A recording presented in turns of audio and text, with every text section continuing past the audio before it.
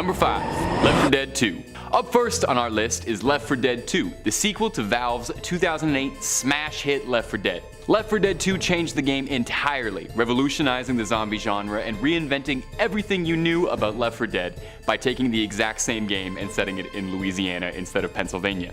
Now the actual game is amazing. I could hark sweet nothings about Left 4 Dead all day. The 4-player co-op zombie survival game was some of the most fun you could have with an internet connection back in the day. I probably lost hundreds of hours of my 8th grade playing Left 4 Dead 2. But if you happen to live somewhere like Australia or Germany, you wouldn't been able to have played Left 4 Dead 2 at all, since because of its intense depictions of violence, the game was deemed too heinously gory to be sold, classifying it as too violent to be sold as an MA-15 game, the highest rating Australia had at the time. Valve tried to fight back against the classification as much as they could, insisting that all the violence depicted in the game was against zombies, who are no longer human. They just look like humans and fall apart pretty easily. The workaround? Valve released a heavily censored release of Left 4 Dead 2 for international markets, which removes just about everything yucky. No missing limbs, no guts, gore, blood, and piles of bodies are all gone out of the Australian release. Oddly, and possibly as an apology for removing content, the German release of Left 4 Dead 2 also heavily censored all the violence, features weaponry not available in any other releases of the game, all ported over from Counter-Strike's source. Pretty funny to note as well, the cover art for Left 4 Dead 2 is a severed hand missing a couple fingers, with 2 fingers held up to denote that it's Left 4 Dead 2, like this. Well, because that gesture is considered rude in England, the cover was replaced there with a variant where the hand is facing backwards.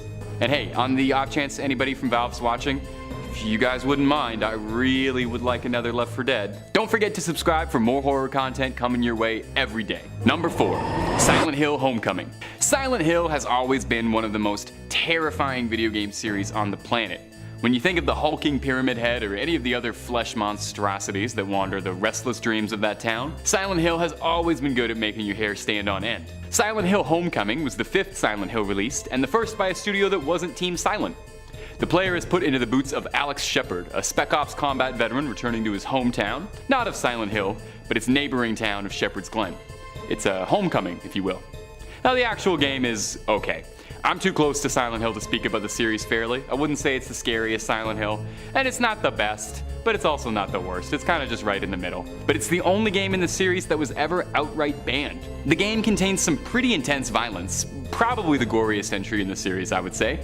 A scene in particular depicts our hero Alex struggling against a cultist enemy, and if Alex fails the event, Alex gets a drill into him violently, and if he succeeds, the cultist gets the drill, so either way, somebody is losing bad. And that someone is the nations of Australia, Germany, and Japan, as the game was refused classification for Australia and Germany, and speaking of which, those two are going to come up a lot on this list, as they really do not like violence in their games. Japan is a little more confusing, as I couldn't find why the game was never sold in Japan. Violence doesn't usually tend to get a game banned in Japan, so it's unknown why it was never available there. But to our Japanese viewers, I gotta say, you're really not missing out on too much. Don't worry. Number 3. Agony. Agony, agony, agony, agony. I was working at a video game store when this one came out, and boy do I remember the controversy around it. Our store only got a single copy of the game. Agony was a 2018 survival horror game that set out on a mission to be the most disgusting game ever released, and in a lot of ways, they achieved that. Agony follows the story of a lost soul condemned to hell with no memory of their former life, and like anyone who'd be trapped in hell, are trying fruitlessly to escape. Agony's main selling point was its intense depiction of hell, overflowing with blood, gore, fire, and brimstone. Agony is pretty much non-stop gooey gore from the second the game starts. The game was actually heavily censored before even being released, as initial ratings of Agony received the infamous adults only rating, which would have prevented it from being sold in major retailers or online platforms. So the final product had to be heavily edited just to even meet the M17 rating, the highest rating the ESRB gives out. I feel like it's worth throwing this out there if you're hearing about this and you think that I made Agony sound kinda cool and you want to check the game out. I'll let you know that the controversy seems like it was more a marketing thing because the actual game is kind of bad. For all its overwhelming gore, it gets really dull fast. You know, you walk into one room full of nightmarish, incomprehensible walls of 1,000 wretched faces screaming and crying blood, and really, you've seen them all, you know? The game gets pretty samey really fast, and the actual gameplay is really dull despite its environments. After its release, it became clear that Agony was nothing more than a maypole for controversy. Number 2. Condemned: Criminal Origins. Condemned: Criminal Origins was a launch title for the Xbox 360 all the way back in 2005. So I wouldn't be surprised if you forgot about it. It was a first-person survival horror game where you played a detective built like a linebacker, hunting a serial murderer on the trail of a series of condemned buildings, obviously, all the while being attacked by populations of the city who have all gone violently mad by some mysterious force. Now, Condemned is probably the scariest game on this list, and I'd go so far as to say it's one of the scariest games I've ever played in my life. Drawing major inspiration from films like Seven, Silence of the Lambs, and Saw, Condemned is the kind of game that makes you feel like you need to take a boiling shower afterwards and scrub yourself. The game is entirely in a first-person perspective, and you really feel like you are knee-deep in the filthy grime of the city. So what banned Condemned? Well, in Germany, the game was refused to be sold because of a law stating that any depictions of cruel or otherwise inhuman acts of violence against human beings in a manner which expresses a glorification, which really could describe any of the video games I listed today. Interestingly, unlike a lot of the other ones on this list, Condemned was actually banned after it was released, not before. Its sequel, Condemned Bloodshot, was also banned for the exact same reasons. Now, for what it's worth, Condemned is pretty vile and pretty scary. It's a testament to how disturbing the game is in its depictions of horror, foregoing supernatural elements and trying to depict the situation as realistically as possible. And you do have to admit, it is kind of ironic too that when you think about it, the game itself was condemned. Still, nonetheless, if you're feeling brave and up for it, I would recommend checking it out. It is horrifying. Number 1. Manhunt. There could not have been any other game at number 1 on the list about banned horror video games. If you're passionate about horror games and you know your horror game history, you were probably already expecting for Manhunt to show up. When you really think about it, Manhunt is probably one of the most infamous video games ever released. Manhunt comes to us from Rockstar Games, who are definitely no stranger to controversy, being the developers behind Grand Theft Auto. If anything, they welcome controversy, even going so far as in the early days paying for bad reviews for the GTA games to make them seem cooler. A contraband video game, what kid wouldn't want that? Well, Manhunt was a similar situation. Almost all of Rockstar's games see you playing a criminal of some kind, be it a thug, an outlaw, or a high school bully. But Manhunt has you playing as a death row inmate who is kidnapped by a sick benefactor known as the Director, who communicates to you through an earpiece, and in exchange for your freedom, wants to watch you take out members of various gangs across the city while he watches you on hijacked CCTV cameras for his sick pleasure. As the player fights off depraved gangsters, criminals, and one particularly memorable delusional chainsaw-wielding naked pig mask-wearing psychopath, you'll find yourself caught in a grisly web. Now, video game violence has always been a very touchy subject. What is too realistic? Where is the line? Manhunt very intentionally walked that line. A quote from ex-Rockstar developer Jeff Williams, who contributed to Manhunt, had this to say: "The game just made us all feel icky. It was all about the violence, and it was about realistic violence. We all knew there was no way we could explain away this game. We all knew we were crossing a line. There was almost a mutiny in the staff over it." A Manhunt sees the player executing people for the pleasure of the Director, all using household objects and disturbingly realistic depictions of violence. Infamously, Manhunt was involved in a real-life tragic death, with the assailant having been purported to have been obsessed with the game by friends, which led to efforts to have the game banned outright from stores. In New Zealand, owning Manhunt was actually considered a criminal charge. You could get charged for having this video game in your home. The province of Ontario restricted Manhunt to the dreaded AO rating, pulling it from store shelves. Despite the intense nature of the game and the controversy surrounding it, Manhunt went on to be a cult classic. It sold well, it wasn't banned as widespread as Rockstar had feared, and to this day, it still even has its fans. It sold and reviewed well enough to even get a sequel, which very bizarrely was exclusive to the Nintendo Wii, a console exclusively known for its family-friendly entertainment. Nothing more family-friendly than Manhunt. Number 4 on this list is F.E.A.R 2 Project Origin. Australia has once again stepped in and shut this video game down. What Culture says Australia's OFLC banned horror FPS F.E.A.R 2 Project Origin from sale in the country due to its extensive violence and unforgiving tone. Their statement cited numerous examples of the player's ability to inflict dismemberments, slit throats in close up, and spray blood across the screen while expressing how disturbed they were by the game's enhanced graphics and realistic behavior of human and mutant foes. What exactly defines a realistic mutant? I don't know. Released years before Australia finally instituted the R18+ certificate, F.E.A.R 2 was refused classification as an MA15+, leading to its de facto banning. Many commentators pointed out the OFLC's bizarre hypocrisy towards horror-themed games though, given that more action-centric violent games like Grand Theft Auto and Gears of War had faced little resistance releasing in Australia. Regardless of the GTA release and other games that Australia has allowed to be played in their country, this one was not allowed. I think that because they ended up going in this direction, it should speak to how graphic this video game actually is. It might not have the same sort of dark murder simulator themes like some of the other sick video games on this list that we're going to get to, but apparently the gore is just brutal. I've never played any of these video games before, so if you're someone who has, then similarly to the last one, please comment down below your thoughts, and if you think it should have been banned everywhere, let me know. Number 3 on this list is Outlast 2. There are a lot of things about this game which make it one to avoid. What Culture says, despite the introduction of the R18+ rating in Australia in 2013, that still wasn't enough for first-person horror sequel Outlast 2 to be granted a release, at least at first, with the ACB taking massive umbrage with the game's implied sexual violence. Outlast 2 is certainly full of grotesque and, at times, envelope-pushing imagery, though given that no other major gaming market in the world followed Australia's lead, eyebrows were immediately raised by fans and, indeed, developers Red Barrels themselves. Hilariously, it turned out that Red Barrels had accidentally sent the ACB footage from the alpha version of the game, which contained especially transgressive content which the developer had already decided not to include in the final game. In a happy ending, the ban was overturned a mere 2 days later when Red Barrel sent in amended footage of the final build, which was granted a release under the R18+ banner. Regardless of whether the game eventually got released or not, it still is one of the most grotesque ones out there. It also has to make you wonder,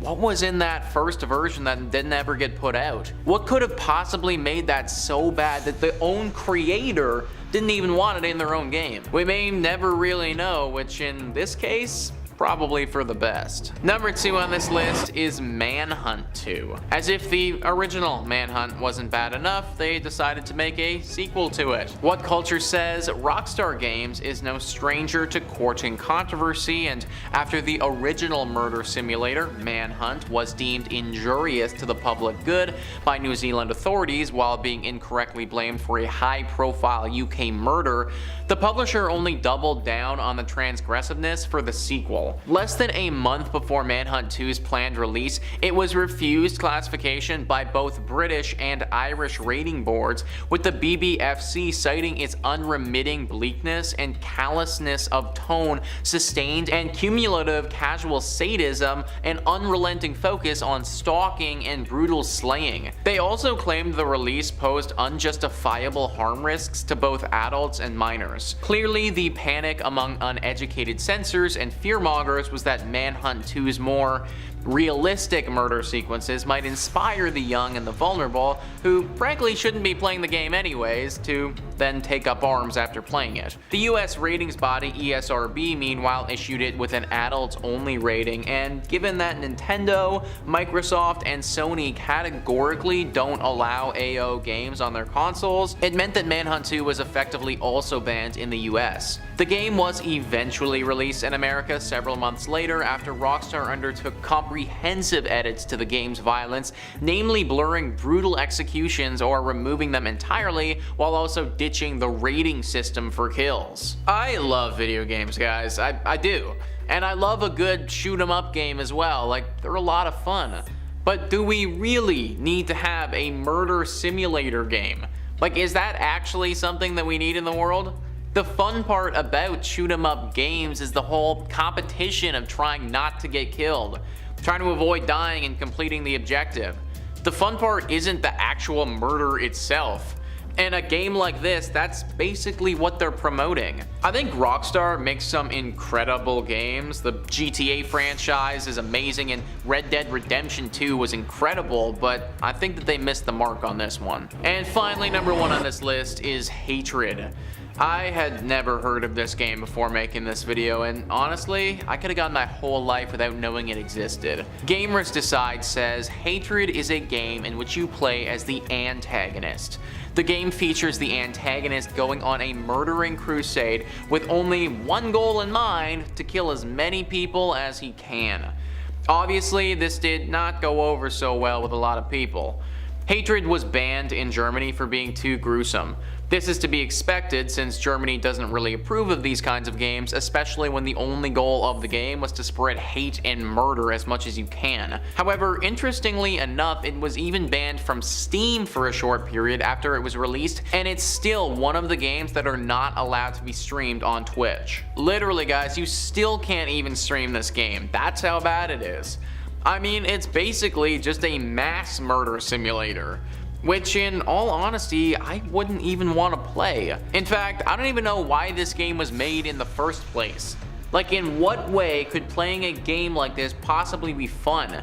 You would have a hard time even finding a way to play it now, but I highly recommend just avoiding it altogether. Number 5, the Ouija board. Starting this list off because, well, this one's pretty obvious, and there's some even weirder ones ahead, so buckle up. The Ouija board is a board game most popularized by teens in the 1970s, when fads were at a heightened time. The Ouija board has earned its reputation over the years, although it was created almost 100 years before that.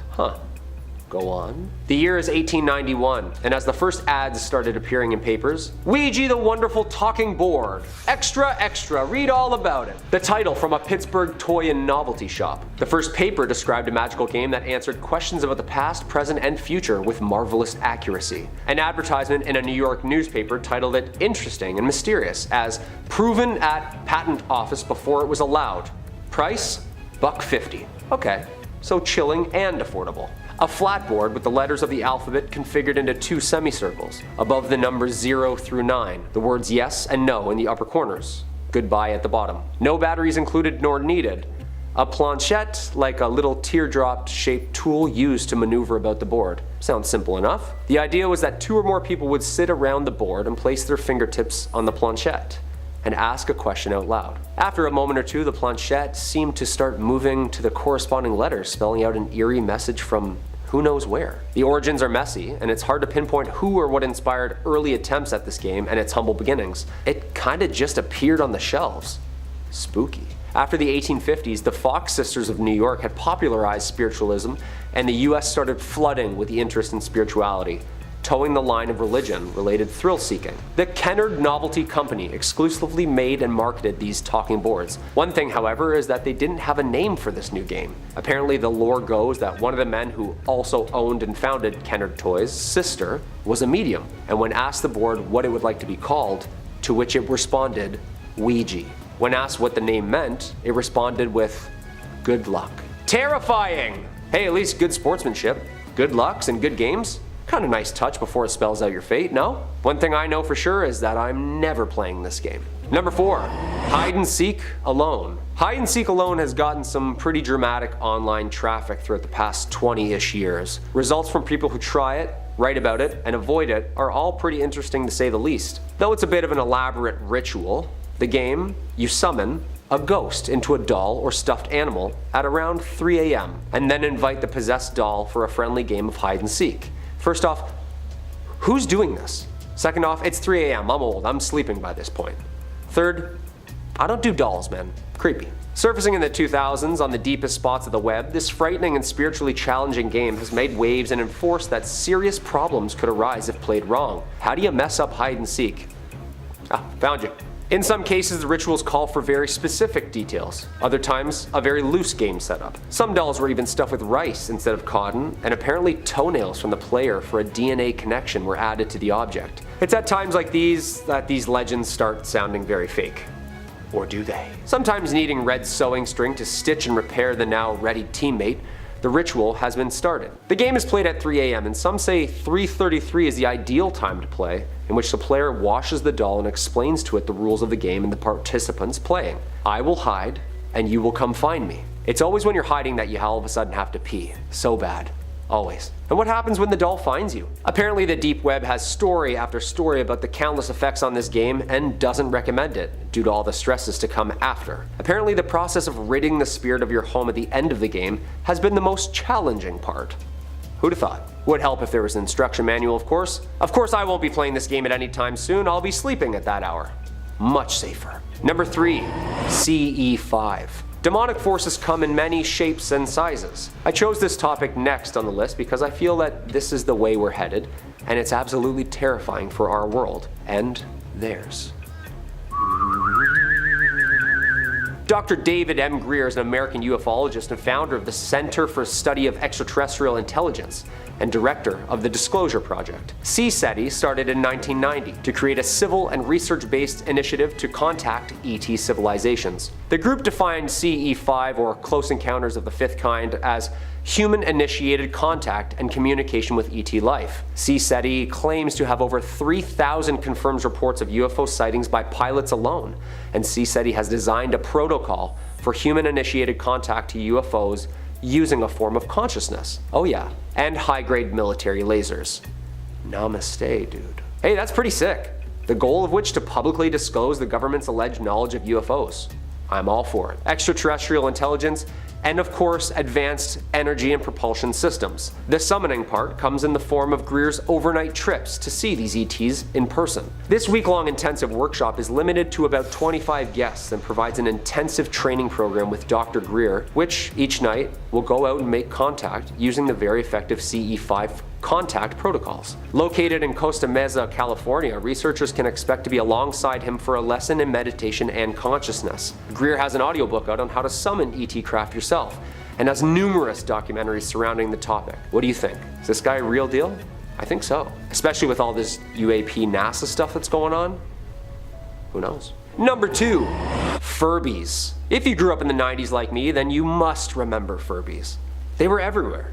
And then all of a sudden, nowhere. A Furby is an American electronic robot toy that was originally released in 1998 by Tiger Electronics. It resembles an owl or gremlin-like creature and went through a period of being a small craze to have become an overnight sensation in the 90s. Following its holiday season launch, with continual sales up until the year 2000, over 40 million Furbies were sold during the 3 years of its original production, with 1.8 million sold in 1998 and 14 million in 1999. Its speaking capabilities were translated into 24 languages, and this is where it starts getting messed up. And I know, because I had one. Furbies were the first successful attempt to produce and sell out domesticated enhanced AI systems. A newly purchased Furby starts out speaking entirely Furbish, the unique language that all Furbies use.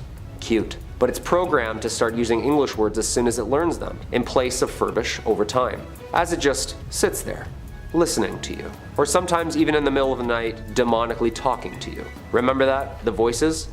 Feed me, feed me.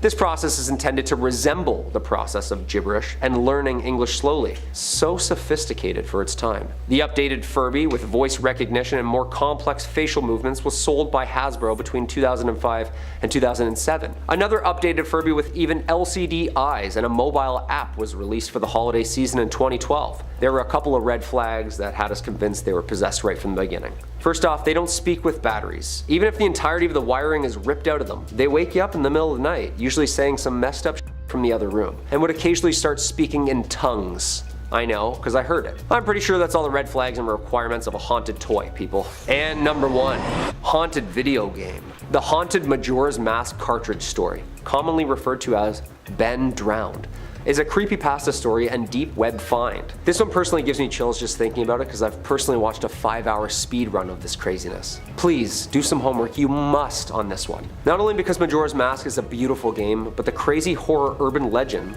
that was born is very scary. The story retells paranormal events that occurred to a sophomore gamer on a college campus upon receiving a secondhand Nintendo 64 cartridge from a friend claiming that he had received the game from an old man throwing out free games. Excited, the gamer tore home and tore into this game.